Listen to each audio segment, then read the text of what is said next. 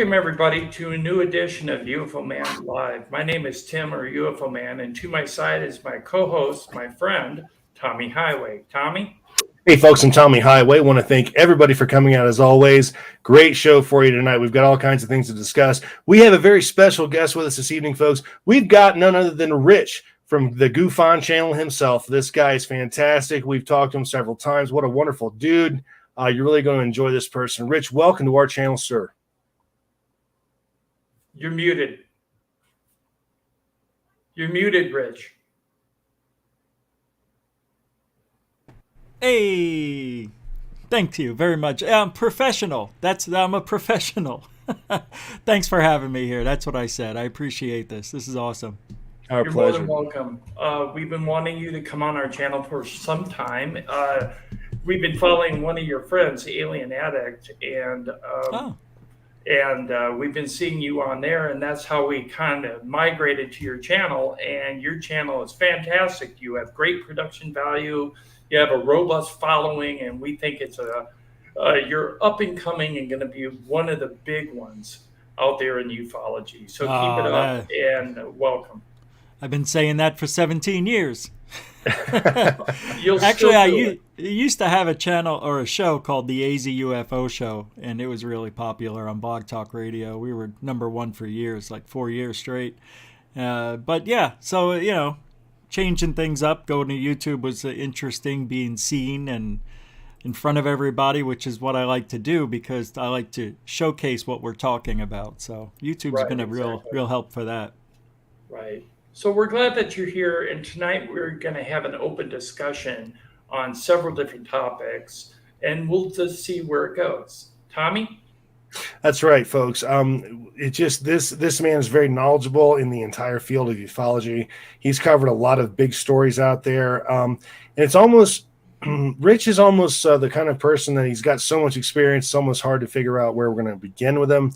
But what we thought we'd start with is let's all go ahead and talk about the recent release of the UAP report, or again, what we call it this channel, the 8th grade book report, B+ work. Rich, what are your thoughts on what we actually received from the United States government, and are you surprised in any way? No, I am, but I'm not. Okay, so the whole 6 months leading up to it, I kept telling everybody, they're not going to show us anything, so don't get excited. And then everybody started figuring that out too. They were saying the same thing. I'm like, no, really, they're not going to show us anything. And when it came out, you know, the 9-page book report, best way to put it, really didn't give us much other than telling us more is on the way, you know, more or less. So I wasn't happy, very upset, but it didn't surprise me. Let's just put it that way. And weren't 3 pages of it just indexes? Yeah. So basically, it was a 6-page book report, and only covering 10 years of sightings, and then they only approved 1 sighting, which they thought was a deflating balloon. Which, by the way, Tommy and I think they were in error in regards to that, and Tommy can let you know why. Tommy? Well, the Batman balloon theory, that's all well and fine until it hits 30,000 feet. We're not at a children's birthday party anymore, folks. We're at 30,000 feet. This thing is also moving against the wind, or at least holding its position. I understand that the shape of it roughly could be attributed to that Batman balloon that was on Amazon and all those other places, Walmart and whatnot. I don't believe for a second that's what it was, not at that altitude. I just think that this is one that they thought, okay, we can get the public to buy this one as, you know, something other than a UFO. So let's look like we're at least trying to, you know, prove that they're not, or something, trying to be non-biased, let's say. But my thoughts on that, and I think Tim agrees with me, is that that was not a Batman balloon at 30,000 feet. That was something else. Rich, what are your thoughts on that one? Thank you for coming to me. I was going to say, well, how's this to add on top of that? Maybe they were at 30,000 feet, but I think it could have been an overlay. It was just, you know, somebody putting it there. It just looked like a deflated balloon. And I know if they really were at 30,000 feet, were they really in that cockpit? And that cockpit it's a different color than what I've seen from the Navy or the Air Force or wherever. So I think that was a training jet or a stunt F-18 like they use for shows and stuff like that. And they're not supposed to have cell phones in there anyway. So I don't know what the person was doing taking out a cell phone, taking a picture, especially going 500 miles an hour. They wouldn't be able to see that thing that far away. I don't know. I don't like it. I think the whole thing was a setup, a scam, a fake. And I'm going to leave it at that. I think I agree with you on that now that I hear your point of view, because going that fast, it would pass by the jet really quick, and there's no way you're going to get a clear shot. Secondly, it kind of does look like an overlay. Well, hang on a second. We're assuming, though, that whatever they're looking at, this object, is not also traveling or matching their speed. We're making a big leap there. We're just saying, oh, this thing is just hanging in the air. Well, no one's suggested that, and not even the telemetry that they have from the object would suggest that either. So I don't agree with you, gentlemen. I think that if anything, that was not a balloon. I don't know what it was, but it was not a balloon. Now, as it happens, Tim and I have sources, let's just say low friends in high places, okay? And we get a lot of information, and some of the information that we've received was from the classified version of the UAP report. Right. One of those things that was, I guess, pretty shocking. Well, there's several things that were pretty shocking to a lot of folks that actually saw that report, the classified version congressman, let's say, and aides and whatever, is that these things were sitting right outside, like right off the wing of the aircraft, and it looked like a spaceship. It looked like something science fiction. And then there's also just dozens, if not more than dozens, of reports of underwater incidents where submarines have been harassed, nuclear submarines, and some points even put in danger by these things. These things have been tracked at thousands of knots per hour underwater, and we don't have anything that gets even close to that. So, I understand the skepticism of it. And after everything that frankly, the line of BS that the United States government has fed the people for the last, 7 decades, I understand it, but I don't know, man. Something's going on here. There's no way they're all of a sudden going to start showing us UFOs. Right, exactly. Yeah. They haven't. That's the thing. They really haven't, though. Well, that's what we're saying here. We don't have any reports that it was matching the speed. From what I remember, they said that that thing shot out of the water and then went straight up, and they just happened to be up there and passed by it. So right. I'm not sure what to believe when I hear all these different reports and different witness reports and things like that about this object. And especially the way it was brought to our attention by a setup fight between I almost said what I call him, Tim McMillan of the Debrief and Science Bob, creating a fake fight the night before because Tim had the website that opened up the day earlier, and they were going to talk about this Popular Mechanics interview that Tim did about this UFO. And then when the UFO was this thing, he says, I didn't know it was going to be that. He says, it's supposed to be something else. Oh, they switched it. I just didn't like the way that story was presented to us. It had a bunch of, wrong turns in it. Just didn't sound legit from the get-go. So that's why I think, and somebody said in the chat, maybe they put the balloon over the object and we'll never see it. Right. I'm skeptical, and it's a shame I'm this way. I'm not a debunker. I go into things hoping it's going to be the UFO that, tells us everything we need to know. Right. And then I figure it out along the way that, oh man, this is just CGI or whatever. I don't know. I just don't like the whole entire story that goes with this object. Well, and that's just one sighting of many. Yeah, that's the thing. We're talking about professional aviators. These are guys that are trained, millions of dollars of training have been put into these people. They have to pass visual acuity tests out the yang, all kinds of just weird things that, you and I as people will never go through. And if these guys are out there saying, look, this is what I saw, especially the Tic Tac incident where all the aviators came forward with that one, things of that nature. I mean, it's pretty hard to dismiss that considering their credentials, level of training, and even who they became in private life after the military, for that matter. Yeah. So are we going to dismiss all of them, or are we going to look at them individually? And then what are your thoughts on that there, Rich? You know, it's funny. The things I dismiss are the things they show us. And the things they don't show us, I believe. And I think they only show us what they want to show us, obviously.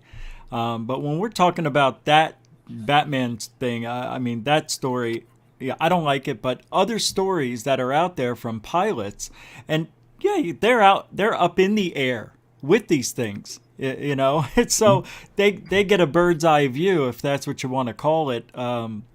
They get to see them close up, passing by at a distance, all different colors. And I mean, it's just amazing what these pilots see. And I believe a lot of them. But they are human, and some of them are UFO seekers. They love UFOs. And just like that Amaguchi guy, the one from 1981, the Alaska.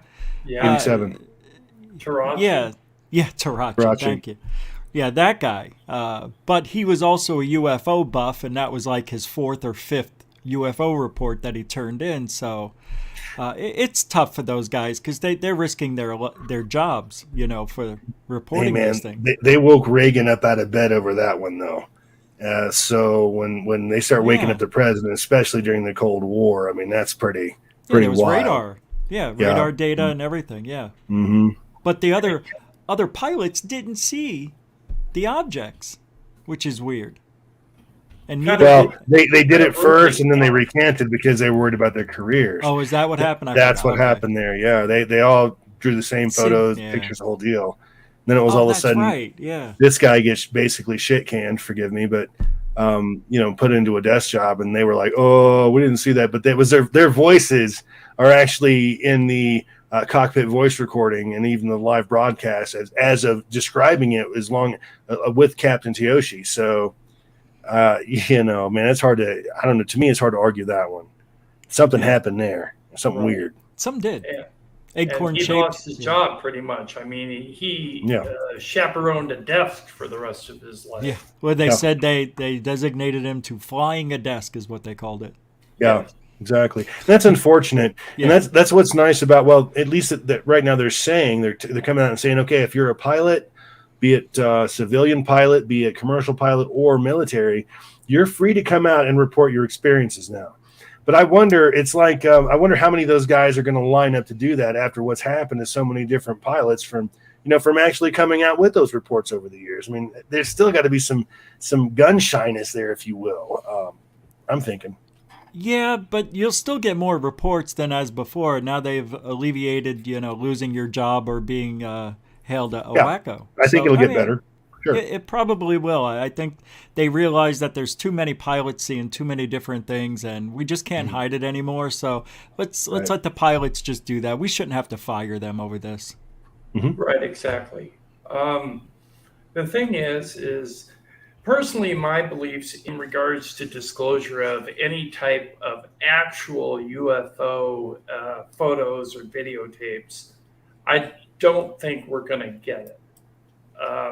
The reason is because when they release the actual footage, they're afraid that anarchy is going to start in our streets because people are going to be like, oh my God, really? These things are that real? They're that crazy looking? Because some of them, according to the classified report, were so crazy and out there that the select people of Congress and the people of the Department of National Intelligence that actually reviewed these footages said it was hard to wrap their head around it because it was like a scary science fiction film. Yeah. Mm-hmm. And if you remember what Ben Rich said, he said a couple of things. He said that we had the technology to take ET home. But besides that, he also said that if Star Trek or Star Wars has done it, we've already tried it or moved beyond. Okay. Let me just go ahead and say, folks, let's all forgive Tim for saying Star Trek. We'll just go ahead and give him the benefit of the Star Trek. Bad one right there, buddy. Big time. And I think that and largely that you're absolutely right. But it's just a matter of there have been so many sightings, especially by aviation. Let's talk about the airport in Chicago. What am I trying to say? O'Hare. O'Hare. The O'Hare incident, where the saucer sat out there in front, basically right outside of one of the gates. Everybody that worked in that airport went out and had time to take a look at this. That's how long it was there. Then all of a sudden, it just poof, it just shot straight up and left an actual hole in the clouds. And you got people from not just pilots, but you've got people from the snack bar all the way to the baggage handlers that are actually calling in talking about this thing. So are we gonna? We there's no way to dismiss that many people, much less that many, let's say, people from a very diverse group, if you will, in terms of their job description, if that makes any sense. In other words, everybody saw this, no matter how much money you made. Interesting, yet something that they want to just dismiss like it's weather phenomenon. Okie dokie. Yeah, they wouldn't allow the press to talk to anyone either. They put a blackout on that. So threaten people's jobs. Yep. Yeah, something happened over there. It was there for 5 minutes. Mm-hmm. Hovering over one of the runways or whatever. That is amazing. But I didn't like the way the hole punch cloud looked, because it did look like a natural crystallized or whatever they call it, where it makes the circle in the cloud. But nonetheless, there were witnesses, so you can't argue with it. It's very good, very, very good report. That's one of the best sightings that we'll never see. In the modern era. That's what I want to see. I want to see that in the report. I want to see those things. I want to see Rendlesham in the report. Right. Why aren't we? Even Roswell. I know that's already been, but come on, man. This is enough's enough already. I don't. Go ahead. Yeah, sorry. No, please go ahead. Well, I was just going to say, I do think there would kind of be an uprising of people that would riot and whatnot. I think they would think the end of the world is coming. I think it's a very frightening thing. I do. Right. Well, many of us have seen during the pandemic, we've seen the people that were literally social distancing while driving their cars in line at the drive-thru at McDonald's. We've all seen this. And I think those people, and I've said it before, I think those are the kinds of people that are going to have a real problem with this. Most rational, at least halfway educated people at this point have already figured out that when we look up into the stars, we are not the only game in town here. And the fact that we've heard UFO reports for decades, all of our lives at least, I don't know. I think a lot of people will probably at least they'll be open to not mass hysteria, to not, committing those kinds of acts.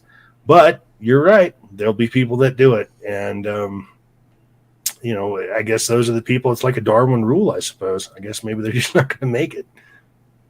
I don't know. I was just going to say this real quick. I don't think they put enough faith in the population of the United States or the population of the world, because I think there's a lot of people that are becoming, I guess the expression is awoke in regards to ufology and its reality. And if that's the case, don't you think that some of us are definitely ready for total disclosure, whereas maybe others aren't? Yeah, but I'm telling you, it's scarier than they think it's going to be. But I think some people, I don't know, maybe Greer's ready for it, like that kind of guy. You know what I mean? Somebody who's been into it for a while, not somebody who just got into it. I think even for me, I had an experience once where I thought I had the first time ever being flashed at by an object that I flashed a laser beam at, and it flashed back. I actually got scared, to be honest with you. And that was just a light that could be anything, but it flashed back at me and it freaked me out. And I'm like, well, if they could see me way up there, then they can take me way up there. So I got really scared. It was a actual fear. And not just like, I better go home. I was a little scared for a minute, but it went away. Right. What gets me is there's a lot of people out there that think that if they can quantify the fact that aliens exist, okay, say they do. Let's just go with that premise, okay? The fact is a lot of people think they're benign. Mm-hmm. I do not accept that reality. I accept that there's a duality in everything, in my opinion, okay? Not right or wrong, but good and evil. And in regards to Aliens, I've always thought that there's going to be indifferent uh, non-human life forms that we consider evil because we don't know what their intentions are. Well, look at the human species. We consider everything that we don't know anything about a threat. Yeah. That's Right, just how we roll. right, That's just part of the whole fight or flight instinct. The part of the instincts that we carried out of the ocean, out of the caves, or whatever your particular flavor of Genesis is. That's something that's just uniquely human.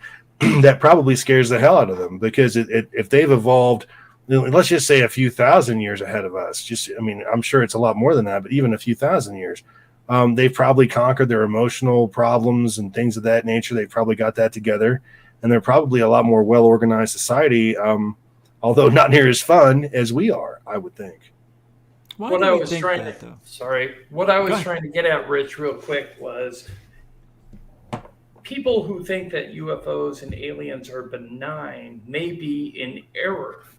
And that might be where their fear is coming from. Because if you can't really define what their agenda is, how do you know they're benign? So, in my opinion, they're not necessarily benign. They may just be indifferent. And when they're coming into people's houses and allegedly abducting people and doing experimentation and putting in implants and things of that nature, why are they doing that without cause, without reason? They're just doing it. So, in my opinion, that kind of insinuates an agenda that is all about them and not about us. I think you're probably right. It is about them. I think our interactions are about them. I don't think it's about us. If they wanted to help us, there's all kinds of things they could do. I think that we're just here. They're using us for their own purposes. I agree with you absolutely, Tim. I think that's what this is all about. Rich, what are your thoughts? Yeah, well, we talk about that a lot. What would they be doing, tagging us, putting implants in us? They're taking us against our will unknowingly while we sleep, missing time while we're driving sometimes. Uh, it is all about them. Why would we think it's about us? Yeah, and when we try to speculate what's going on, we're thinking like humans think. And I Right. wouldn't know what alien would how it would think, how it would reason. But I would imagine that hearing what they look like and things like that, they're far more advanced, maybe. But that's just the way they look. I don't know, man. I think oh boy, it's a tough one because some days I believe in it, some days I don't.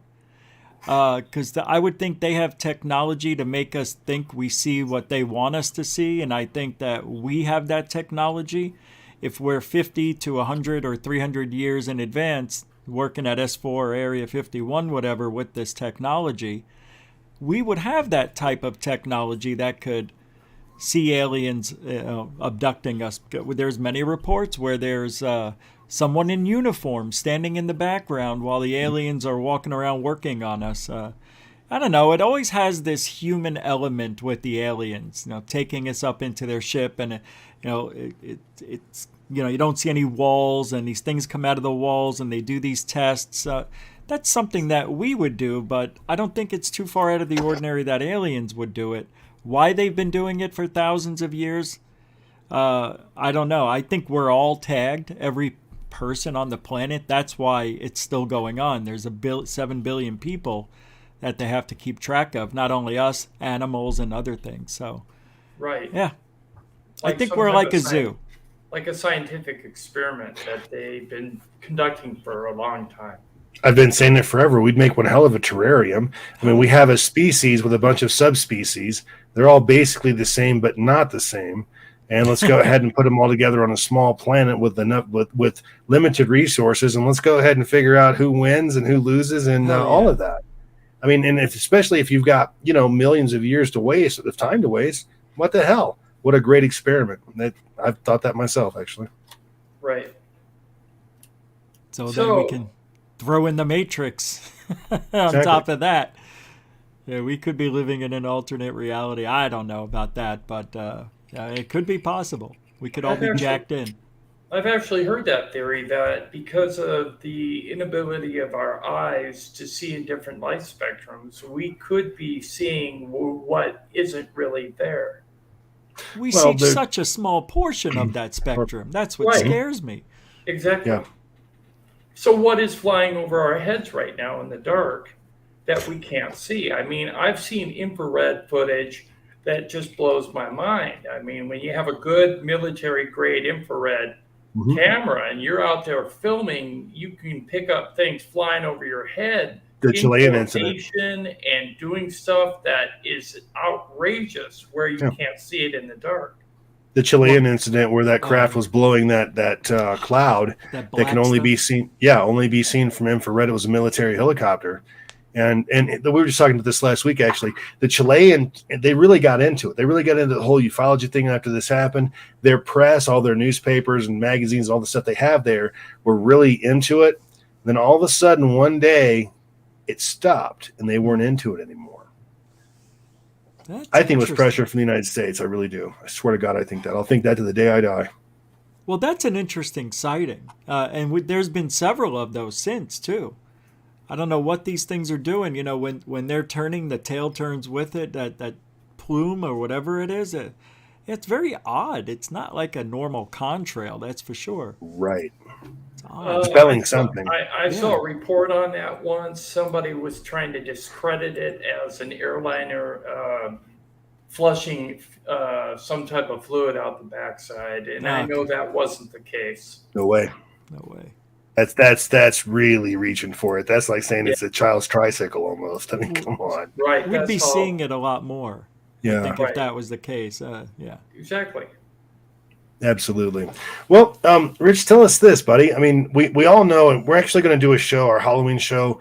Part of our Halloween show is going to be dedicated to all of the folks that have either disappeared or died a very mysterious death that were associated with ufology over the years. And believe me, folks, we've got a lot of them to choose from. But Rich, I understand that you've had some issues where you've been followed and made uncomfortable. Can you please tell us about that? Yep. And thank you. Yeah. In 2004, when I first got into this field, I was seeing some things that were interesting, and I would go downtown Phoenix, and I kept feeling like I was being followed and stuff like that. But your imagination gets to you, and you just dismiss it. I'd go out by myself, and I'd see a car follow me 30 miles and hang way back. It's almost as if they knew where I was going. But I did keep going to regular spots to do my sky watching all around the valley of Arizona. And one of those spots was downtown Phoenix on the weekend. And I would go to parking garages and go to the rooftops. And I would go to the top of buildings, to the roofs. I worked at some of these places, so I know the buildings a little bit. And, even security can help me. But this one day, I park in it was a very odd day, but I was seeing something. I was down on 3rd Street and another street it's Phoenix, downtown Phoenix. It was empty. Phoenix is very, slow on the weekends. So I'd go down there and I'm recording this white object, and I turn my head and I see a guy on, like, almost on the street, on the edge of the sidewalk, not very far from me, maybe 1,000 feet. And I told my friend, you can hear me on the recording, and I go, there's a guy doing what I'm doing. And he goes, well, why don't you turn your camera on him and zoom in? I go, oh, good idea. So I turned my camera on him, and as soon as I zoomed in, he turned his head, pushed down the camera into the tripod, lifted up the tripod, and walked away while he looked to the left, away from me. So I said, oh my God. I go, he's leaving. And he goes, well, maybe you should go over there. And I go, oh, that's what I'll do. I'll go over there and talk to him, say, hey, you want to skywatch? Maybe he's doing what I'm doing. So I thought it was only 10 seconds, but it was like 45 seconds later I finally get in my car. And the guy had already taken off. When I went over to where he was, there was a security guard that had watched that parking garage. And he came walking out to me, seeing me with my tripod in hand and camera. And I go, did you just see a guy take off or get in a car over here or something? And he goes, yeah, he got in his car, like took off like a bat out of hell. And I go, do you know where he went? And he's like, yeah, well, he went this way. And I go, what? Did he go to this street and turn? And he wouldn't tell me. And I was getting very frustrated with this guy. But I have it all on recording, and it was weird. The guy, he looked like a normal guy, like a regular dude. I mean, he was wearing jeans and a t-shirt, had some long hair, looked like he was from the 70s. I was told that back in the day, and I don't know if they still do it today, but MUFON actually sends people to spy on other skywatchers who are kind of new to the scene. And that's not the first time I heard that over the years. So I was, maybe, okay, well, here we are 15 years later, somebody's telling me this. That would have been good information back then, but nobody brought it up. But I wonder if MUFON was watching me. Well, a couple of months later after that event, me and my wife lived in this house where if you just looked up to the right, and if I went in my backyard where I did a lot of sky watching, there's a mountain that looks into my backyard just a quarter of a mile away. If you go to the top of this mountain, which you can. One day I was sky watching and I saw a reflection off one of the mirrors of the car or the Suburban itself. And then I zoomed in and I'm like, what is that? And I see people looking back at me, a guy with binoculars looking back in my direction. And it looked like he said, yeah, there's some, come here. And I'd see this lady come out from behind the Suburban and they're both looking at me. So I had an idea and I said, okay, I'm recording them. I'm going to get in my car, leave this camera recording the mountain, watching them, take my other camera and go intercept them, go ask them a question, just act casual or lost, whatever.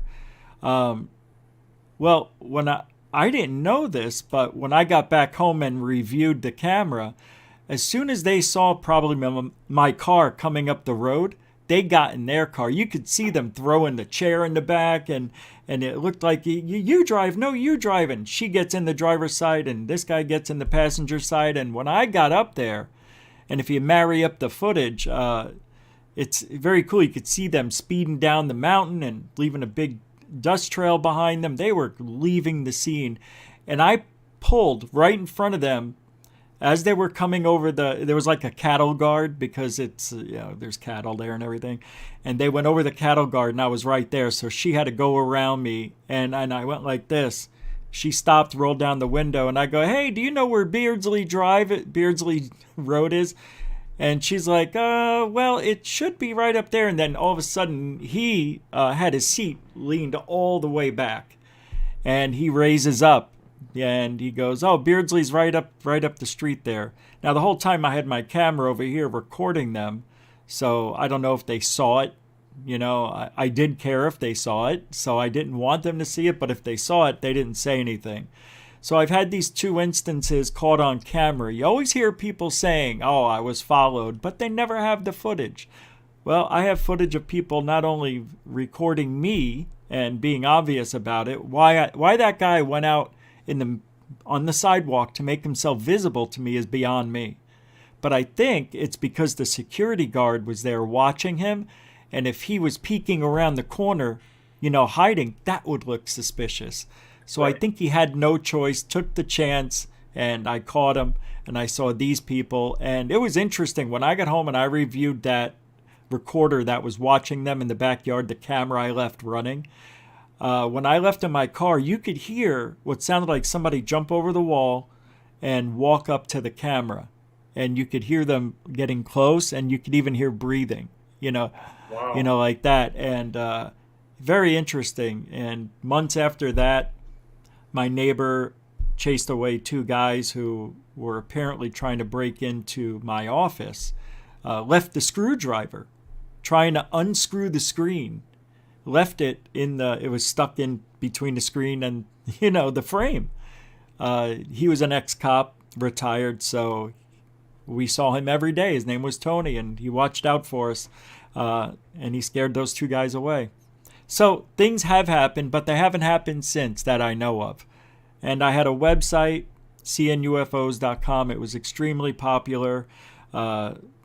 the Russian Federation was definitely watching me. China, their government was watching everything. And there was hundreds of IP addresses in sequence looking like they were passing my stuff around the office or whatever. But yeah, then I got a virus on my website. That got shut down 4 weeks later.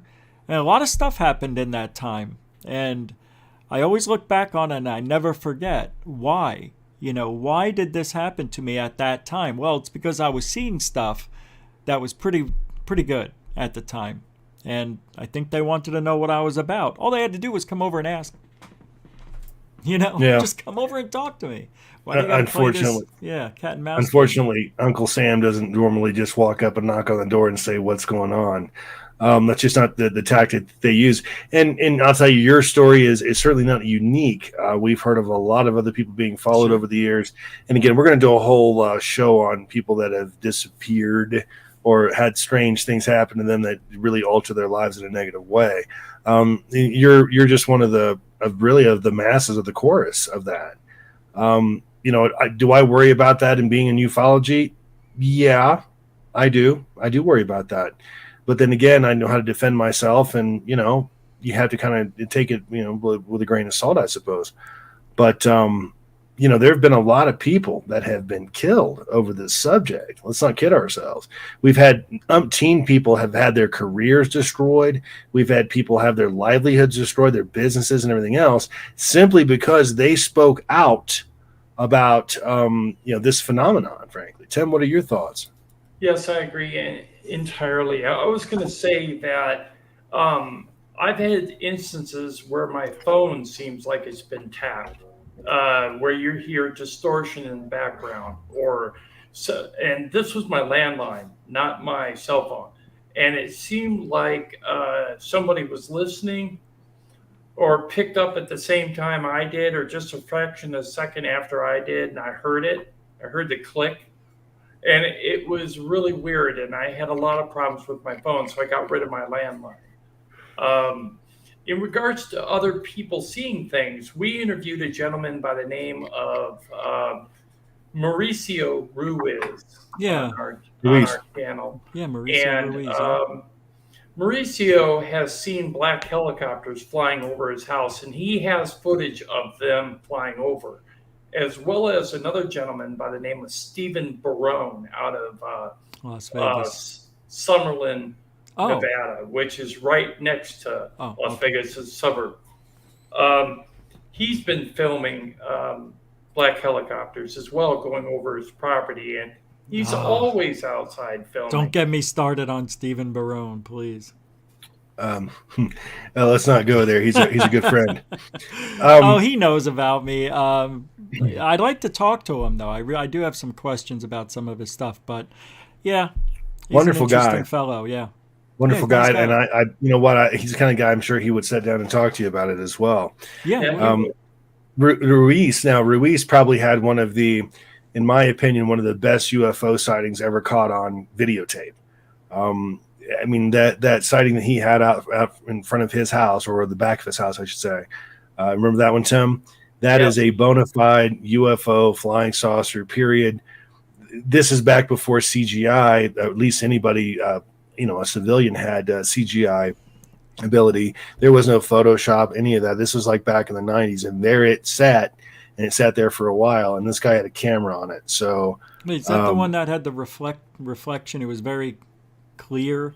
It was black. Yeah, it was black, like an inverted top hat, and it had undulating lights that were kind of diamond shaped underneath. Cool. We're not talking drones. We're not talking. This is way before any of that technology was readily available to even the military. Right. This was over his neighbor's house, and he was able to get the footage. Yeah. Was that the 20th or 21st century? I forget when that happened. The end of the 20th, wasn't it? 20th. Yeah. Yeah. So that might have been the best recorded sighting, in my opinion, of the 20th century, because it was just spot on the money. The guy just didn't have the resources to fake that. There's just no way in hell. And he never made any money off of it. So. Right. He got screwed out of all the money on it, actually. Yeah, not everything's fake. Not everything CGI. You know, that's there's real UFOs out there, man. I mean, it's like, Right. I know I sound like I may want to debunk everything, but I say I don't, I can't, because that's why I'm doing this. There's real stuff out there. Sure. Right. What Oh, I and we agree with you. We have to. Yeah. It's our duty, our job to debunk the things that need to be debunked. And there are a lot of fakes out there, drone encounters and things like that. These idiots out there that are really just dragging down our movement. So it is our duty, your duty, everybody in ufology's duty to actually, call that stuff out when we see it. And I think we try to do a pretty good job of that. That's I'm why sorry. when we do our UFO video reviews, what we like to do is have everybody's opinion on the panel, because everybody doesn't have the same opinion, see? Yeah. And we can discuss it. And maybe you can have a viewpoint on something that we've shown that we never had before, and that would give us a new way of looking at it. That's why we do that. And we also try to weed out the fake. So if there is a fake, we will admit to it if it is a fake. Or if we didn't know it was a fake, we'll look at it in a different way to see if we think it is as well. But yeah, so that's why we do that too, because we don't like the charlatans within our community. And that's the big thing that we have a problem with. It seems like the bigger channels are the ones that are walking the line of entertainment purely, and not necessarily credible footage.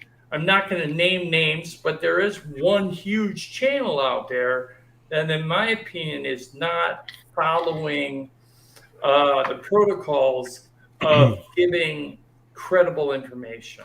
They're sensationalizing the information instead of reporting the information. Right. And we're seeing that a lot in mainstream media as well. If I wanted to be famous, I'd do something else. I wouldn't be doing this.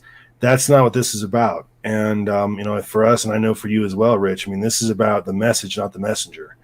And it's very important that, we all come together. And like we always say, look, we all have a real small piece of a great big puzzle. And as we all get together, we can actually put our pieces together, and we get a better view of the big picture. And that's what we're about. And I know this, and we know that's what you're about too, man. That's why we want you. That's why we wanted to have you on the show, because you're right down the line with that. We say it all the time. Everybody does something specific, and it's like a puzzle. Just try to figure it out. That's all. Yeah. Right. We also want to showcase your channel. So I'm going to do this right now. I'm going to show everybody. Oh, thank you very much. This is Rich's channel. So if you get a chance, go over to GUFON. Please subscribe, leave a like on all of his video content. Get him up to at least 100,000 subscribers. Come on, That's we gotta get him there. Well, as a start, and then we'll go farther. We just hit 6,000 a few days ago. Yeah, congratulations on that. I saw that. That was fantastic. Thanks. So thanks to everyone who subscribed to him. And if you haven't, please go over there and check out his content. He streams almost every day. It's fantastic. He's a hardworking ufologist, and he needs to be followed. So check him out. The nice thing about Rich is, and I'll tell you, we don't always agree, but the nice thing about Rich is Rich will give you a bird's eye view of the situation. He will give you an honest assessment of what's going on here. He's not going to BS you one way or another. He's a non-biased person. That's why Rich has got a great channel, and you got to get over there and see him, folks. He's fantastic. Yeah. Thank you. I lost a lot of friendships, being honest. Yeah, so have we. So have we. But then again, we look at it this way. Isn't it better to have a channel that has credibility versus a channel that is garbage? And we are striving for credibility, and sometimes we put up footage that may or may not be questionable, but we do that on purpose because we want to spark a conversation. We want people to talk. We want them to chat beneath the video in the comments so that we can answer them and we can dig into it deeper and find out whether it's true or not. Can I just say something really interesting what's going on with us three guys? We're all wearing black hats, black shirts, and have stars in the background. I mean, that's just amazing how that worked out. And red. You got and the little red. Yeah, I noticed that. But anyway, I don't know why that. I don't know if that's. It wasn't done on purpose. I can tell you that. I've never seen that before. Synchronicity. It's You know, kinda we all wild. we all have fantastic taste, and where you follow just like going right back to what we were saying. We're not exactly trying to draw attention to each other or ourselves. I'm not out running around with a sign saying I'm a ufologist because I'm really concerned about that backlash. But I'll tell you what, this might be a fantastic time, Tim, to go ahead and run the UFO review of the week. Okay, we can do that. Here we go.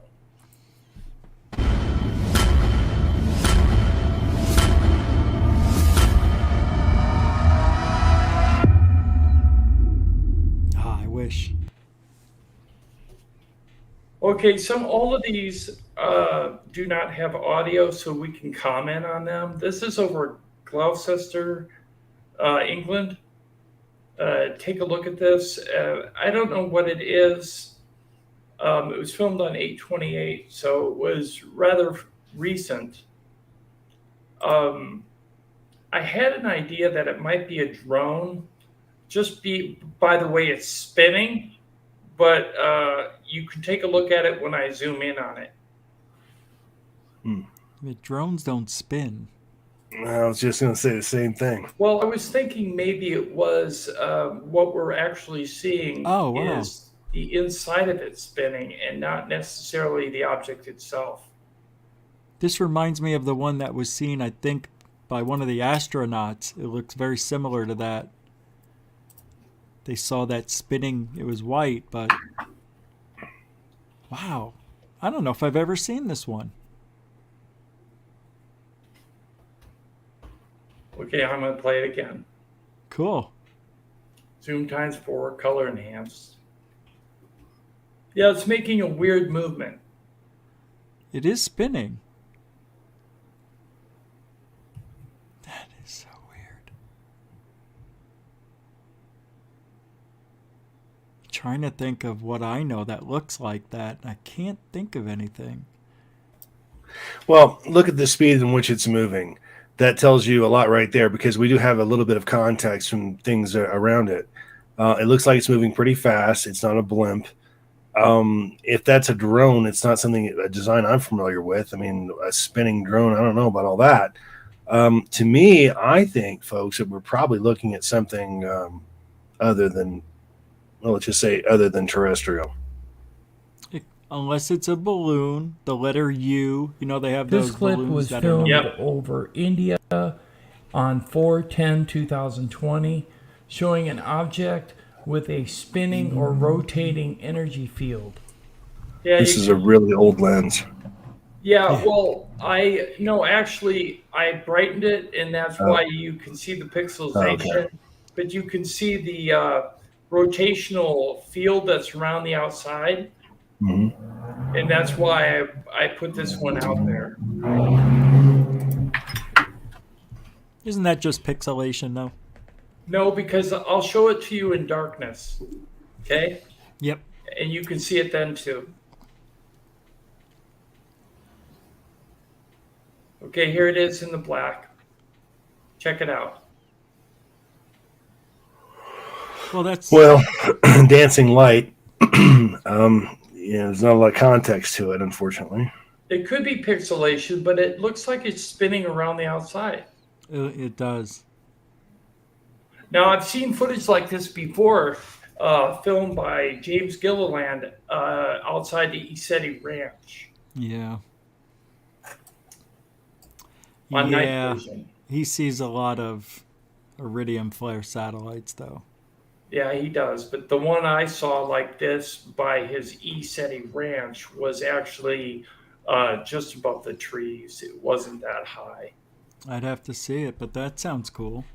Okay, In here's this one clip, from we've got a chartered 2017. fishing boat that films 7 to 13 lights above the ocean outside of California in 2017. Now, I don't know too much about this, except that a lot of people said this was a boat with lights on it. But I don't see a boat there. I would think more or less, more likely it would be oil platforms. But the thing about oil platforms and the lights that they have, if you're staring at them from the shore like that, they all look about the same height. So But it they're could all- be from the water, from that far away, I guess. It could be platforms. I don't know. But people I claim heard that it- they were following them. Yeah, I heard that was not real. I heard it was a project for college kids and something or another.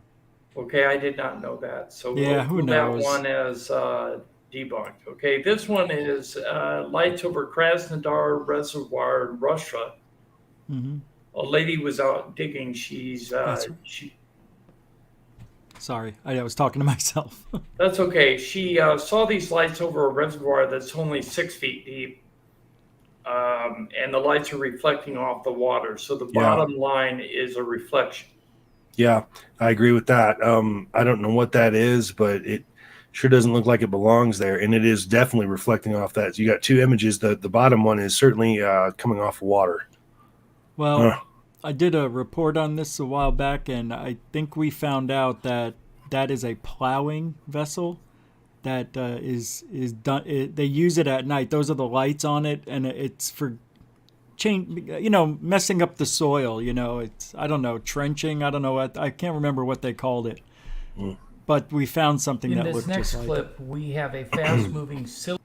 Okay, before we go into the next clip, the last clip, the lady told me that the image she filmed wasn't a ship because shipping was restricted to the reservoir because of the depth, because they hadn't had enough rain to have ships go through the reservoir.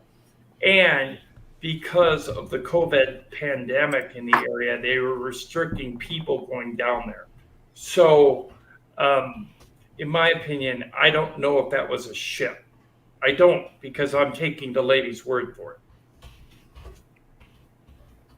So, okay, this one here is a clip from Stephen Barone. He filmed it over by La Madre Mountain, just outside of Las Vegas. There we go. Cylinder vehicle filmed on 8/10/2019 near La Madre Mountain outside of Las Vegas by our friend Stephen Barone. Now, this is supposedly, I slowed it down here. What bothers me about this one is it has a trail behind it. So I'm wondering if it's part of the Space Force or one of ours, if it's actually a vehicle. Well, depending on the frame rate of the camera, it's a bright light with a black background, right? Right. So you might get a trail. You see that a lot. It's part of the, what kind of camera? Digital camera. I'm assuming, digital not camera high 8, phenomenon. yeah. But it's not Sure. high 8. It's a digital camera. Right. I still use the high 8. I use digital too, but I use them both. High 8's going to give you it's going to give you a more accurate photo of whatever you're looking at, a more accurate picture of what you're looking at. Because, like we said on the channel before, digital photography, digital processor, when you take a digital photo, you're basically at the mercy of whatever that thing thinks it's looking at. So the high 8 is an actual photo. Yep. Right. But this one was interesting because it had that cobalt blue field around it. Yeah, I've seen that before. Cincinnati. I wrote a book about it. So how far away from Stephen is that object? Do we know anything like that? Yeah, he said he was about 21 miles away. He was using a Nikon D1000 with a 400 millimeter Zeiss lens and looking at it. So he's pretty good shape there technologically when he took that. Yeah. Now he sped it up there for a second, but here it is up close. I don't know what it is, but what are the other objects in the background? These white dots. see, I don't know. I even asked myself, are they probes? Are they drones? Are they extra UFOs? I don't know. Lights on a tower. It looks slightly out of focus. This so- clip was filmed over Mexico City on February 14th, 2019. You seen this one before, Rich? I'm trying to remember. It doesn't look familiar. What's the date and time on this thing? Do we know? The date and time. Yeah, when it was taken. It said it I- right in the beginning of the clip. Yeah, Yeah, I missed it. I did. I don't remember offhand. Well, you guys, I'm giving you guys a 0 for the day. I'm sorry. We deserve okay.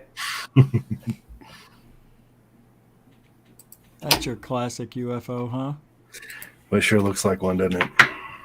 It could be a couple of different things, but the strobing it's not like it's timed or anything. It's pretty sporadic. Mm-hmm. Right. I don't know. Wow, it's weird. It is cool. Where's this from? Where's it from? Oh gosh, you're gonna make me remember that. No, well, I'm gonna it's have to- all right. I'm gonna have to go in the corner now. I don't remember. what Yeah, that put your said. dunce cap on. That's it. He's out of here. Cool. They see different types of UFOs in like the southern part of the hemisphere. This clip was filmed Well, on I April think- 12th, 2000. I think the way Tim put it years ago, and I think it was just absolutely brilliant. And he said, look, think about it like this. We got Ford, we got Chrysler, we got Dodge, and each one of those manufacturers makes a different kind of vehicle for a different kind of job. So that makes sense that they'd be doing that too. I mean, I'm sure they do have assembly lines, but they're probably, this one does this one's for that. Like, and I think, like I say, Tim was brilliant on that one. Thank But you. it's very, and it's very rare you see the same one twice, though. It's very, very rare. There's always something different. Right. It is. Tic Tac is getting pretty popular. Yeah, everything's a tic tac now. Yeah. Although I don't believe half of them are alien. I think some of them might be hypersonic drones. But anyways, here we go. 2020 over Renton, Washington. What I liked about this one is it expands. I don't know if it's the camera artifact or if it's actually, I don't know if they're zooming in or zooming out. Yeah, that's what it looks like. Like Fred just called it shape shifting. Nah, Fred they're, fungus. they're trying to focus, it looks like. Although, They're I don't know. focusing constantly. Nah. Well, they're never getting it sharp, that's for sure, because it's a pinpoint of light, so they know that. And they're inexperienced. They think they're seeing the shape of the object when they're out of focus, when in fact Right. they're making it worse. Right. So that's a good assessment. It's always better to keep it sharp, even if it's far away, because you could always bring it in and enlarge it at its clearest. Well, this happened on Easter Sunday, and the girls just panicked when they saw it. Oh, I see. Now it's good doing the out and in thing. Like you were saying before, it's expanding. Right. Ah, interesting. Okay, so it isn't maybe zooming. In this clip, we see a red. Sorry. Cool.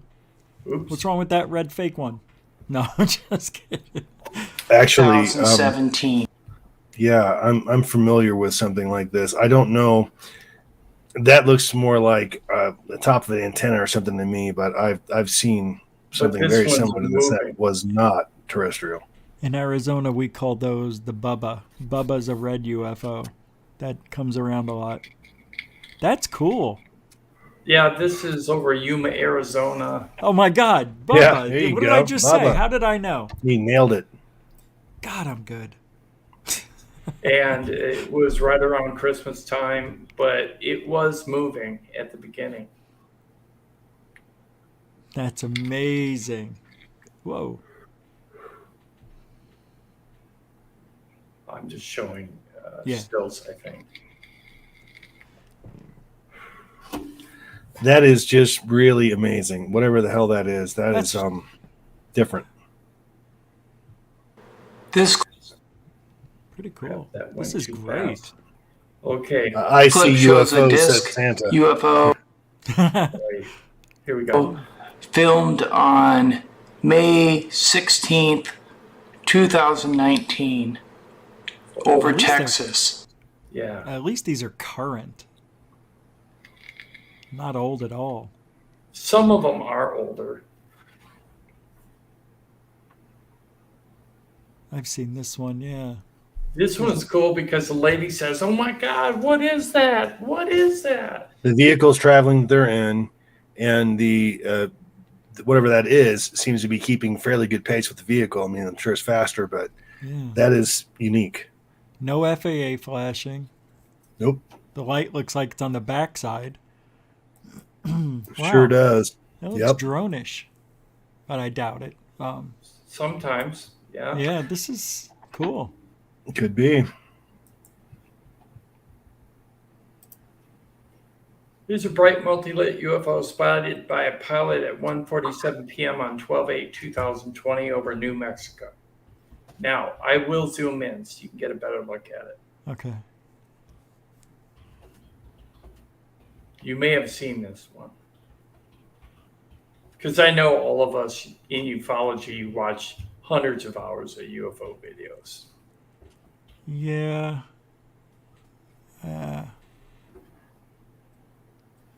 It's out of frame right at the moment, but it'll come back. There it is. Wait till I zoom in.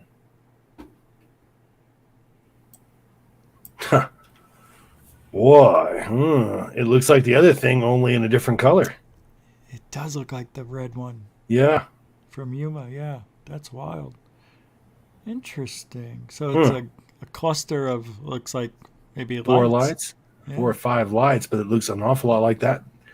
Go back to the red one, Tim, and let's take a look at that, buddy. It's pretty close to it. Could be the same The thing. red one, but it's pretty close. It's the same configuration of lights in the mass, but just a different color. Right. Yeah, that's what I'm saying. That's unique in and of itself. You've got two things with the same cluster of lights. I mean, it looks pretty identical to me. I mean, at least from first sight. Yep. Just it's a lighter color. Right. Now, as we've said before, the digital processor on a digital camera can make up its own mind on what it's seeing in terms of colors and things of that nature. For at least, especially the cheaper ones. Yeah. 30,000 that thing's up feet. there. Yeah, that's up there, man. That is cool. That's not a Tic Tac. Nope. No. Here's one over Gabice, Mogilno County, Poland on May 19, 2018. This one I question.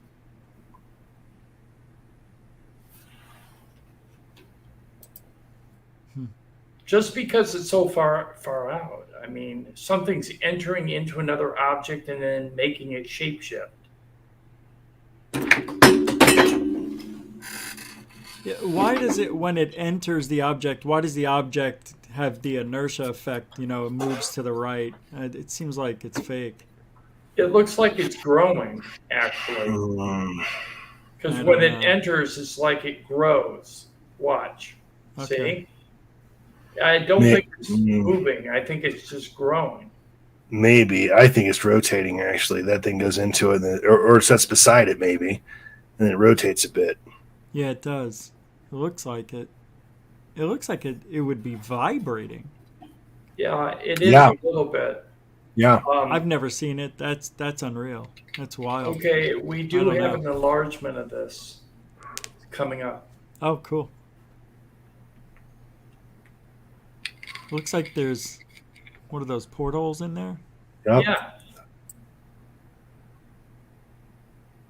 I did it in several different colors so that people could get different perspectives.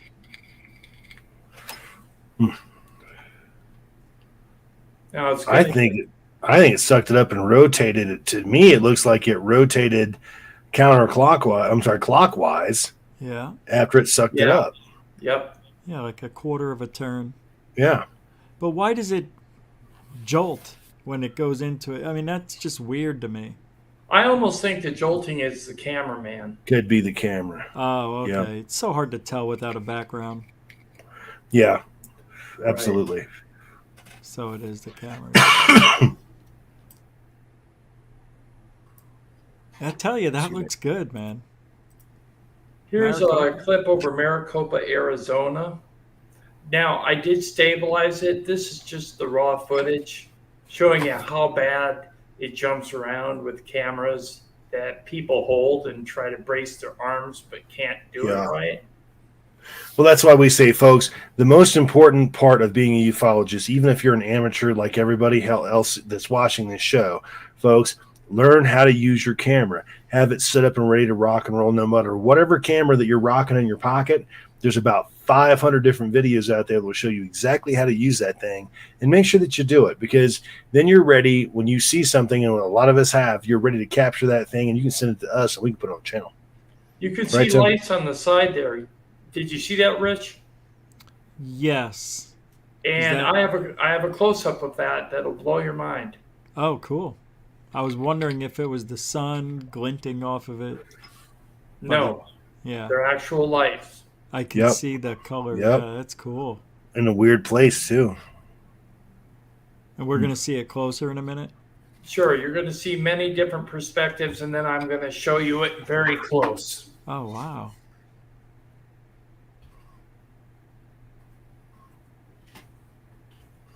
Wow, these Somebody are- was jokingly mentioning, it's a camera. Oh, yeah. It could be, but then you would think Godzilla would be there to counter that. So, or Mothra at least. So it's not there. See, there was a guy named Jeff Woolwine who recorded what is a turtle balloon. And that's what this kind of reminds me of. It's very similar. It could be. Right, so this one's moving really quickly, and there's the picture. Mm. Oh, yeah. So you can see the white, off gray, reddish light and the green light. Renee Cruz says that it's a Jupiter too. Now, come to think of it, Renee, we have not heard from the Robinson family in quite some time. It could be the Jupiter. It very well could be. They're still lost in space. Yeah. That's right. Waiting for the next season. Fishermen filmed 5 lights suspended above the Baltic Sea in 2020. Oh, yeah. Now there's actually 6 lights. I misspoke. There's one that's down below. You'll see it turn on, There and then it it'll is. disappear. See it? Right there. Yeah. It was peeking. I think these are flares. But they're keeping their position. They're not dropping. Well, The thing you about can't flares, tell. the thing about flares is that we generally see a plume of burning material, usually magnesium smoke. We usually see that stuff going on, and they'll do it. They'll drop at a different rate because you're caught by different. They're all in a parachute, so you're caught by different winds and whatnot. I don't know about this one, man. I think this one is. Look at that! Watch it jump up and down. I don't think I see smoke around it, but I don't see any. Look at it; it's going up and down. Look at the background. Look at this. Well, that's the boat. It's That's the boat, going up yeah. and down on the ocean. Guys, don't spoil my fun. I'm sorry. That's what I do. See. Yeah, you're right. I just lost You're right. another friend. You're right. No. That's good. You're right. It is on the boat. Yeah, I remember this one. It looks like flares, and then that one that you said was the 6th one. It looked like it was either turning on. They do hold their shape pretty much, depending on the wind and everything. And you won't see smoke or the trails from the smoke every time. Depending on the camera, depending on how far away those flares are, you won't see it. But they don't move uniformly like that, man. They don't They drop at do. the same rate. Sometimes they do, though. Yeah, they do. These aren't. Look at All right. but look at the seas. Look at the seas that we're looking at, and tell me that the wind patterns above there are going to hold flares in a straight pattern. They're not, though. They actually got a little off on the right-hand side. It's not like it was before. Not as perfect. Yeah, I love Hey, you, I know brother. what you're but saying. What I'm going to say is this. Why would flares be launched right there when they're in the middle of the Baltic Sea? Well, there could be some sort of military thing going on. They need to see what's on the ocean. There could be. Here are multiple lights Many exiting different what reasons. appears to be a portal. Yeah, sorry about that one, jumping into that. Yeah, so, yeah, it could be a multiple of things, and I do agree with that. But then again, it could also not be ruled out as a possible UFO sighting as well. You can't rule it out. Yeah. No, you can't rule it out. And You- what is the true definition of UFO, anyways? It doesn't mean alien. We can't make that Right. jump. The jump is UFO, unidentified, flying or floating or underwater submerged object. Doesn't mean it's alien. Okay, this next case is from MUFON. It shows multiple lights dropping from a primary light source over Winnsboro, New York in February of 2020. And the top light there is spitting out these balls of flame. And you can see it. I will enlarge it. That one object dispelled all of those, huh? Yes. Wow, that's crazy. It's like, how could it do that? I don't know. That's why I think it's a portal more than a ship. Oh, I've seen this before. I've seen something similar to this before, where a lot of times UFOs will drip some kind of molten metal or something underneath them, especially if they're in trouble. And I think that the Rendlesham Forest is one of those examples. My experience in 1990 was doing that. They were dumping something. I don't know what the hell it was, but they were dumping something. Man, but that's cool. I've also seen footage where there are actual what looks like a portal opening up and lights dropping. There's the source object. This clip was okay. I want you to take a look at this clip. Now, the bright clip doesn't look the greatest. It's kind of a poor camera, but when it goes black and you take a look at it, it looks a lot like the red one as well. Oops. Gotta find it again. We're almost there. Almost there it is. Got it.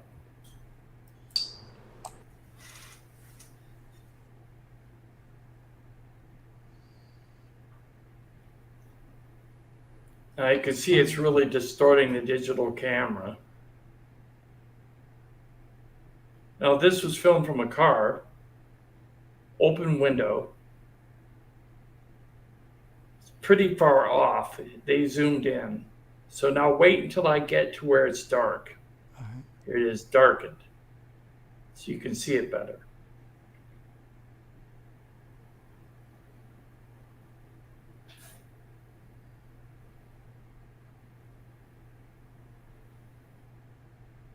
Now I will zoom in so you can get a better look at it.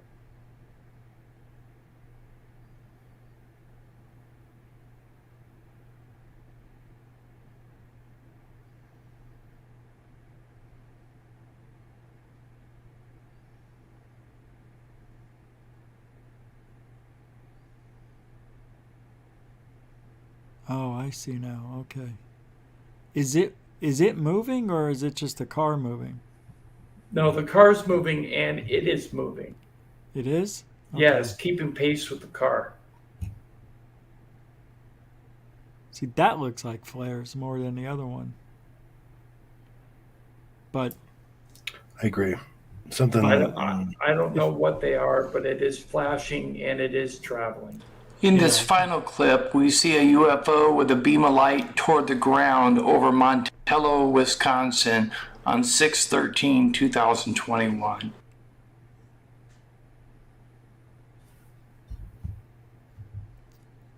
this is the guy who claims he was doing time. He was recording stuff, right? And then he didn't realize he captured it. Yeah, he was actually recording. No, he told... In the video I watched, he was actually recording. Let me see if I can back it up. He was he's a photographer, I thought. Yeah, he was taking pictures of the Milky Way. Right. Yeah. And he said he caught 4 shots. And that's what this video footage is. Clip, we see a UFO with a beam of light toward the ground over Montello, Wisconsin on 6/13/2021. He said that the photos were right after each other, so it wouldn't be time lapse. It would just be real quick frames. Well, if we trust his story, see the way those lights look, it looks like it's time lapse. Like, you know, when people take video of a city line and you see the planes go by, and then you Right. can see the red light here, there. That's what that reminds me of. Right. I don't know what that thing was. It was probably I called it a helicopter, but who knows? I don't know what it was either. It's interesting either way. Yeah, I know. It does spark conversation, and that's what we're all about, is sparking conversation.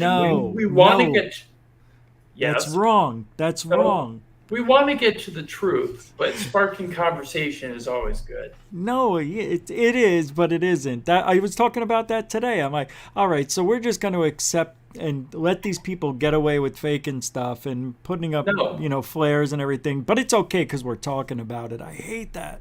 no, It's not okay. that's not what I meant. I What know, I meant, No, I know that's not what you're saying. It sparked conversation. I get it. I'm just, you know, just expressing. no, that's I'm not fine. That's picking why on you're you. here. That's why you're here, and we wanted you here to express. We Yeah, I'm not. understand that every light in the night sky is not, in fact, an alien spacecraft. We get that, but when we have those sightings where someone has seen, like, you know, a Cessna or something in the air, and they took pictures of it, they're very excited. Then at that point, we come out and we say, you know, we do an analysis on that. That's what we're here to do. Yeah. Right. But I mean, I agree with you. I mean, most sightings are something else. You're absolutely right about that. But there Right. are those very few that are right spot dead on the money that we just really can't explain away. And that's what we're here to prove. Right. Like the Bubba, Yeah. Yeah. like the red one. Yeah. And the orange one, I think it's the same craft, that same type, Yeah. maybe different energy levels or whatever. Who knows? It just goes back to an experience I never forget where I kept recording these things and I kept seeing them and I'm like, man, if I could just get closer, you know, and see them. Because driving closer doesn't always necessarily mean you're going to get closer. You will, but it could be many miles out there. Well, all I had to do was go buy a $200 zoom lens and it turned that blob into an airplane. And and it really made me question everything at that time. That's what changed me is when I got that zoom lens and I started seeing things totally for what they were. Right. You just go slightly out of focus and it could become something totally different. But that's kind of like having the spectrum. We only see in such a little bit. What's on the other sides of the spectrum? Right. I've actually seen infrared footage of a fighter jet that looks exactly like a flying saucer until you turn off the infrared footage and it's a jet. Right. So it does. There's a lot of film artifacts that change things, change our perspective of what they are. You are very correct, and that's what's really hard to discern between the fake, the falsified, the incorrect analysis by the digital camera itself. You know, it's very difficult to discern what's real and what isn't. But we try to look through as many footages that we receive, and we look at them for what they are, and we put them out there, and we let the people decide, the people in the chat, people on the panel, and so on and so forth. Because We try to be fair. Fair is the Yes. word, I think. Fair. Yeah. But you still give your opinion on it, right? Well, Right. sure, So, and good, that's yeah. absolutely. But I mean, again, it's not something that we understand. That we're very well aware of. That most of the, a lot of the videos that we get with dancing lights are not conclusive enough for us to put on the channel. So if it's Right. dancing lights, we generally don't play with it. It's something Right. that, yeah, we like that. Thank you for sending it to us. We appreciate that. But you have no other context of the video that other than a dancing light, like Bob Lazar back in the day. There's not a lot we can do with that other than he happened to know where it was going to happen and what time. It's not, we don't have an actual picture of aliens in there waving at us. So we have to make speculations on this. See, but the problem is there's a fine line between dancing lights in the sky and a really clear UFO footage. Sure. Because I get this comment from people all the time. Why don't you have a modern camera so you can get a really clear photo of a UFO. Okay, well then when we get a real clear photo of a UFO, what do people say? They say, "Oh, that's CGI. That's Yeah. fake. That's Thank not you. real." And Thank then you. when we have a blurred UFO video, which is probably in most cases I found authentic, they say, "Yo, you filmed it with a potato, so you can't win. You can't. You cannot win." Right. Right. And But we have to keep trying, and that's the most important thing. We have to keep putting it out there. We have to keep striving forward, and we have to keep looking at these things in an objective level, these videos and things like that, as a group. And this was exactly why we have this channel, to do exactly that, to look at them as a group, try to figure out what's going on, and make our own assessments. We're not telling you what to think here, folks. That's not what we're about. We want to provide the information, and you take a look at it, and you listen to our opinion, and you make your own mind up. That's the key. Welcome, Alien Girl. Haven't seen you in a while. Good to see you on our channel. Thanks for coming. I know Rich knows who you are, so that's cool. of course. Yeah, Alien Girl used to be featured on our channel for a while, and Oh, okay. she's a real cool cat. So anyways, yeah, so any last comments, Tommy? Well, I just think, Rich, since we got you here, brother, I mean, what other strange experiences have you had? I mean, go ahead Yeah. and fill us in, Yeah. man. I mean, give us Fill us the straight dope, brother. What have you gone through? When you say strange experiences, are you talking? Well, I guess I could tell you something that was really strange, and that happened 2 nights during one week, several years ago. It was 2007, and I just got done doing my show. Went up to bed after about an hour and a half later, and fell asleep. And then just after 3 o'clock, I'm laying on my side. My dog is next to me, and then my wife at the time was on the other side.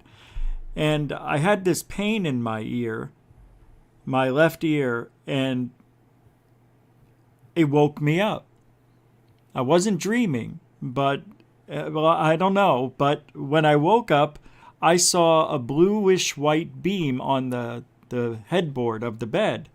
And my ear was ringing like that high in my ear, and it was painful.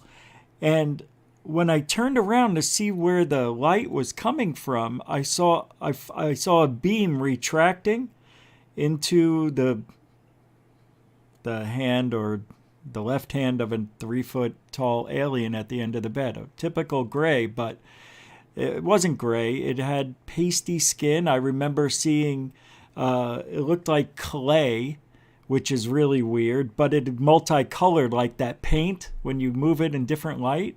Right. That's what the skin looked like. When the light was retracting, it lit it up more. And I turned around to wake up my wife and the dog, who didn't wake up.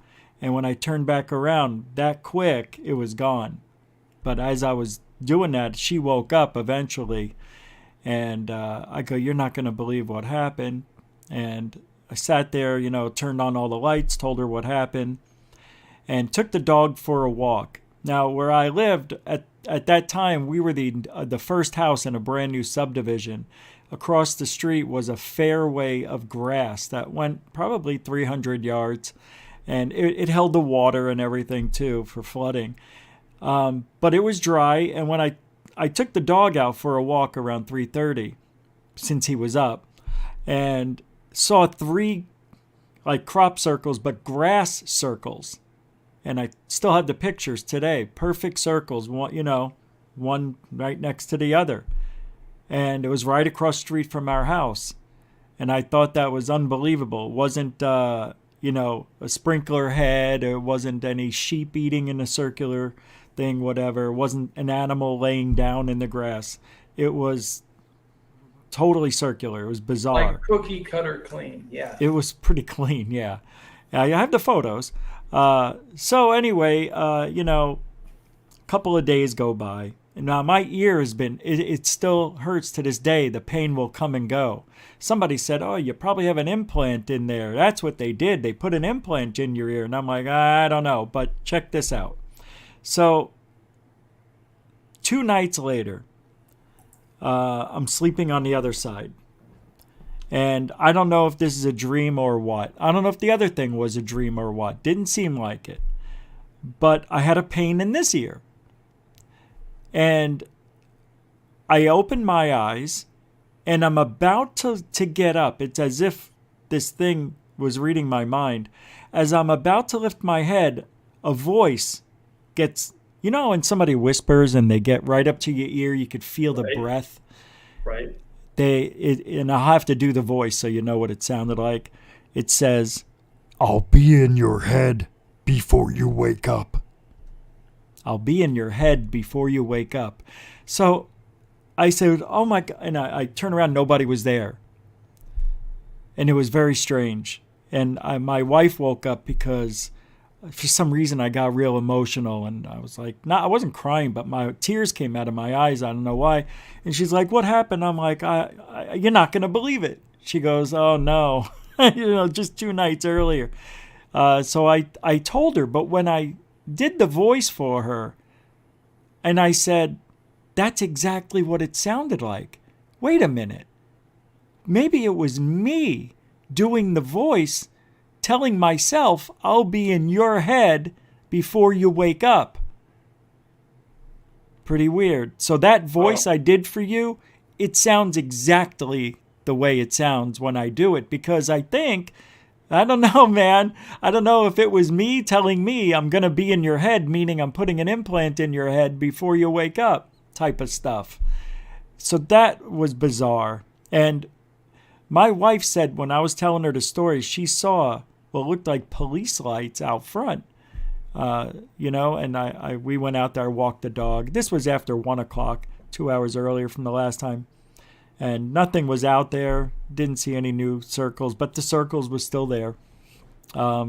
Pretty weird 2 nights that week that I can't forget. I actually documented them both on video after it happened. After I walked the dog, I went into my car in the garage and recorded it real quiet, like it's embarrassing. Do that in front of my wife, and she was skeptical of a lot of stuff. So I just, went in my car and documented it.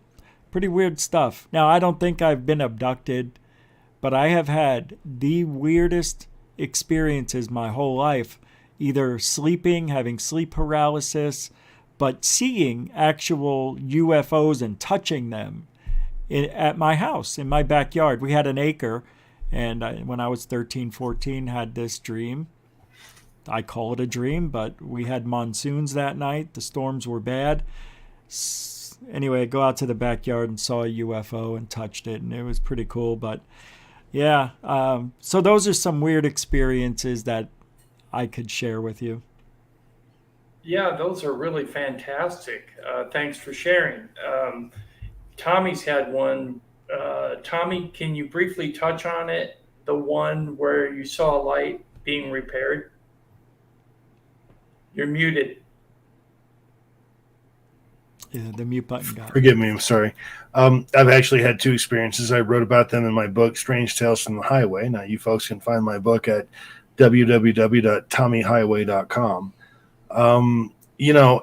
I've had 2 experiences. The first one when I was very young man, 19 years old, and I literally watched what I will be convinced to the absolute day that they put me in an urn, that there were 2 very small craft that actually assisted a larger craft that was in big trouble. I watched it happen. I saw it. So they have, when I hear about crashes like on the earth, especially the South African thing back in the early 80s, 81, I think it was, things of that nature, their technology is not infallible. It does have problems. And we've had several crashes on our planet. We've had several times where the United States government has gone out and retrieved crashes, even outside of American soil. Okay, we just did a show on that last week. Yeah. We know this has happened. So I think I like how Luis Elizondo puts it best. If you're in denial about aliens and about UFOs and all that at this point, then you're just in denial. Yeah. Yeah, we Seems did pretty a logical. show on the Chihuahua, Mexico crash Yep. near Coyame, Mexico. Yeah. Where the Mexican soldiers were found dead outside their Yeah. vehicles. The United States of America, the United States military violated Mexican sovereign territory to go grab this thing. We know this happened. This is an old story. So it's not like it's something that we have to speculate on. It just happened last week. Yeah, it is what it is. But listen, Rich, brother, we really appreciate having you. What a great guest. Very interesting guest. We're looking forward to someday being invited on your show. Maybe. You guys want to come on GUFON for real? Oh, We'd love to. We'll come on, GUFON, sure. Oh, Absolutely. Well, then let's just call it done. It's cool. done. Alrighty. Oh man, that's great. All right. We appreciate you being here with us, man. What a great, Thank folks. you. What a great guest. This man is awesome. Good. You know what? He just puts it out there. He speaks his mind, and you got to just give everybody props for doing stuff like that, because that's a rare commodity these days. And we believe in Thank you. collaborating, so that's why we go back and forth with small channels, medium channels, large channels. Doesn't matter. It's what it is we need to be a ground roots movement, okay, to get the story out, to get the information out, and we need to work together. No matter whether somebody has 5 subs or somebody has 33,000 subs, we need to get out there. And we need to spread the news and talk about it and get scientists involved and educators and people of caliber and people off the street, common people and regular people, so that we can all get the conversation going. That's just what we need to do to get the information out. That's what I want to do. And that's what I've been doing, the last couple of years with a couple of major websites. Third Phase of Moon is one of them. I know they're controversial, but they've turned it around like nobody's business, and collaborate with a bunch of new people in the field. So you're right. It doesn't matter how big or small. It's about what we're doing, to further on the truth. And I'd like to thank everybody in chat. What a very nice chat room you had tonight. I've seen a lot of people I've never seen before. So thank you very much for hanging out tonight. Yeah, it was cool. Thank you, guys. This was fantastic. It went by so fast. I can't believe it's over. Right. And please check out his channel again. This is what it looks like when you go there. GUFON, go there, sub to his channel. Make him get up as high as he can go with his subscriber base, because we need to defeat the algorithm on YouTube so that he can get up there and make a living doing this, perhaps. Anyways, I want to thank you, Rich. Thank you very much for being on our channel. Tommy, any last words? Thanks, everybody, for coming by. Rich, again, brother, thank you. Really pleasure to meet you. I know we had a meeting before the show, like we always do, and we thought you were a really cool guy. I absolutely think you're a very cool guy now. Thank you for coming by, Tim. We do this every week. We do this every week at 10 p.m. Eastern Standard Time. I want to thank everybody for coming on and adjusting to our new time. Remember, it's going to be 10 p.m. Eastern Time from now on, and we'll go from there. But thank you, Tim. Right. Please share us out to all your social media platforms as well. We need to grow our channel as well, along with GUFON. Please share out his channel link to all your social media platforms. And as always, from everyone on the panel, we want to say good evening.